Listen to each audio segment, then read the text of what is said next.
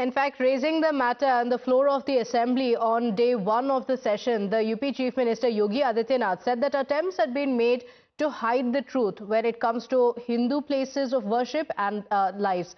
Yogi Adityanath had earlier questioned the inaction against the culprits of the 1978 violence that he said led to the temple being shut in the first place. ये संभल में दंगों का जो इतिहास है 1947 से ही प्रारंभ होता है।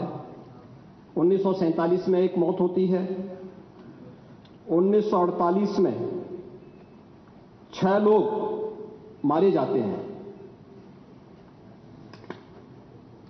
1958 में भी दंगा होता है, 1962 में भी दंगा होता है, 1976 में भी 5 लोगों की मौत वहां पर हुई थी और 1978 में 184 हिंदुओं को सामूहिक रूप से जला दिया गया था। 184 हिंदुओं को हत्या हुई थी, हिंदुओं की हत्या हुई थी और जलाया भी गया था और 184 हिंदू मारे गए थे वहां। 184। मैं वही तो कह रहा हूं ना, आप उस सच को स्वीकार नहीं करेंगे, आप उस सच्चाई को स्वीकार नहीं करेंगे। 209 हिंदुओं की निर्मम हत्या वहां हुई है संभल के अंदर, 209 हिंदुओं की। और एक भी बार किसी ने उन निर्दोष हिंदुओं के लिए कभी 2 शब्द नहीं कहे, उनके प्रति, उन परिवारों के प्रति संवेदना के शब्द नहीं कहे। 1978 से जो मंदिर आज निकल रहा है, 1978 से इन लोगों ने कभी खोलने नहीं दिया उस मंदिर को, जो आज बजरंगबली का मंदिर निकल रहा है। कि अगर हमारा कोई पर्व और त्योहार है या किसी का भी है, मुहर्रम का जुलूस हो या फिर कोई भी अन्य मुस्लिम समाज का कोई पर्व और त्योहार का कोई जुलूस, वो हिंदू मोहल्ले से सुरक्षित निकल जाता है, कोई दिक्कत नहीं होती। मंदिर के सामने से भी निकल जाता है, कोई समस्या नहीं होती।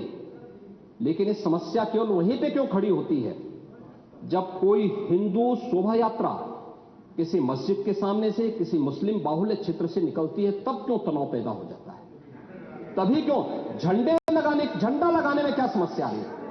क्या भारत की धरती पे केसरिया झंडा नहीं लग सकता? क्यों नहीं लग सकता? क्यों नहीं लग सकता? मैं यही पूछना चाहता हूं, आखिर ये दंगे क्यों किए जाते हैं? और बहराइच का मामला, महाराजगंज उस कस्बे का, जहां के बारे में आप कह रहे हैं कि लगातार मुस्लिम बस्ती थी, इस निर्दोष राम गोपाल मिश्रा की हत्या हुई और घर के अंदर से गोली चला करके उसकी निर्मम हत्या की गई। हमें Now, while the CM sought to bust the opposition's narrative on Sambal by asking pointed questions, the opposition insists that these are just tools to distract and deflect from the real issues of today. इस तरह की drive कहीं आप उत्तर प्रदेश में कर दो, देश में कर दो, कि बहुत सी चीजें आपको मिल जाएंगी। इसीलिए मैंने कहा और कई बार मैंने आपके माध्यम से कहा कि हम लोग खोदने वाले लोग नहीं हैं।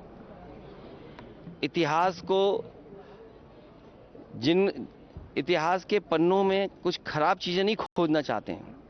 हम लोग नए रास्ते खोजने वाले लोग हैं और जिनको अपने भविष्य के बारे में नहीं पता कि भविष्य क्या होगा, भविष्य में क्या बदलाव चाहते हैं, वो इतिहास में ही हमेशा रहते हैं। हम लोग भविष्य बनाना चाहते हैं।